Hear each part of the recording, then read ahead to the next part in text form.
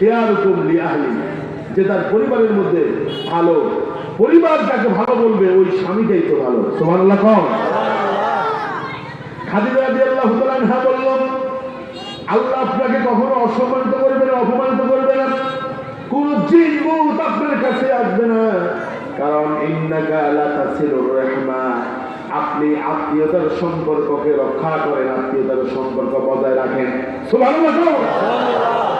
জাহির যুগের মানুষরা এত জাহেল ছিল, নিকৃষ্ট ছিল, খারাপ প্রকৃতির ছিল, ওরা আত্মীয়তার সম্পর্ক বজায় রাখতো না। সকালবেলা বিয়ে করতো, বিকালবেলা তালাক দিয়ে দিত, কথা বলে বউকে মোহরানা দিত না, সম্পদের লোভে বিয়ে করতো। কথাগুলো সূরা নিসার মধ্যে আছে। এত নিকৃষ্ট জাহেল লোকগুলো আত্মীয়তার সম্পর্ক ছিন্ন করে ফেলে, কথায় কথায় বউরে তালাক দেয়। অথচ খাদিজা রাদিয়াল্লাহু তাআলা আনহা বলছেন, ইন্নাকা লা তাসিলুর রাহমা, ও নবী আপনি তো এমন একজন মানুষ, ও মুহাম্মদ আপনি তো এমন একজন মানুষ যিনি আত্মীয়তার সম্পর্ক রক্ষা করে। আর জোরে কান্দেন নোয়াখালীর মানুষ, আল্লাহু আকবার। শুধু তাই না, অতুকরিউজ দাইফা, আপনি মেহমানকে সম্মান করেন, মেহমানকে আপনি কদর করেন। ওয়াতাহমিলুল কাল্লা, অসহায় যারা আছে, নিঃস্ব যারা আছে তাদের বোঝা বহন করেন। ওয়াতুঈনু আলা নাওয়াইবিল হক, সত্যের পথের প্রতি যারা তাদেরকে আপনি সাহায্য করেন। আল্লাহু আকবার। এই গুণগুলো, বৈশিষ্ট্যগুলো, সিফাতগুলো মুখের কারোর মধ্যে নেই, আপনার ভিতরে আছে। আল্লাহু আকবার। আল্লাহ রাসূলকে তাসাল্লি দিতে, তাসাল্লি সান্ত্বনা।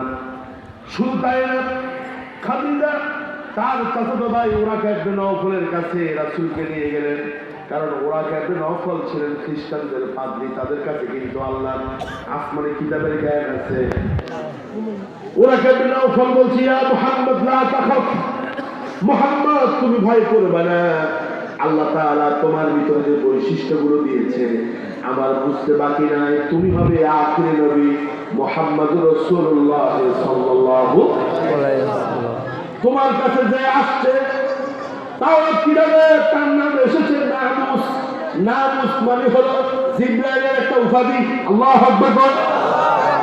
তোমার কাছে নামুস ফেরেশতা এসেছে, যেই নামুস ফেরেশতা জিবরাইল ফেরেশতা ইতিপূর্বে মূসার কাছে এসেছে, ঈসার কাছে এসেছে, ইব্রাহিমের কাছে এসেছে, হারুনের কাছে এসেছে, ওই জিবরাইল তোমার কাছে এসেছে, ওহী নিয়ে আসবে, খবরদার তুমি ভয় পেও না।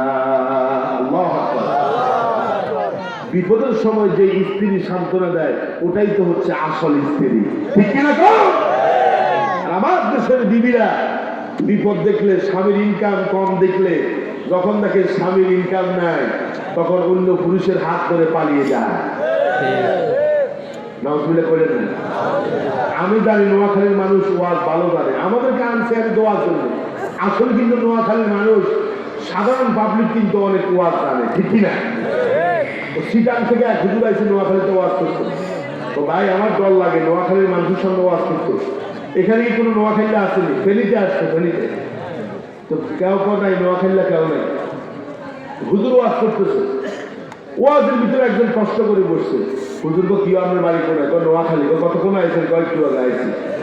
তাহলে বোঝা গেল নোয়াখালীর মানুষ, আমাদের লক্ষ্মীপুরের মানুষ, পুরো বাংলাদেশে মানুষদেরকে তালিম দিয়েছে, হাতে কলমে শিক্ষা দিয়েছে, ঠিক কিনা?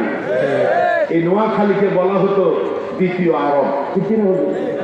দ্বিতীয় আরব, কারণ এই জায়গার আরবরা, আমি উত্তরবঙ্গে মাহফিল করতে গেলে নোয়াখালীর কথা বললে তো হুজুর, আমাদের এলাকায় নোয়াখালীর হুজুররা আসতো, আমাদেরকে শিক্ষা দিত। সুবহানাল্লাহ। আমার গলা ব্যথা, গলা বেঁধে গেছে, প্রতিদিন কথা বলতে হয় তো। আচ্ছা, আপনি কি শুনতেছেন? প্রতিদিন আমরা কথা বলি তো, এই জন্য কণ্ঠটা ব্যথা হয়ে গেছে, একটু ভাঙ্গা ভাঙ্গা। বুঝতেছেন তো আপনারা? সমস্যা নাই তো? চলবে?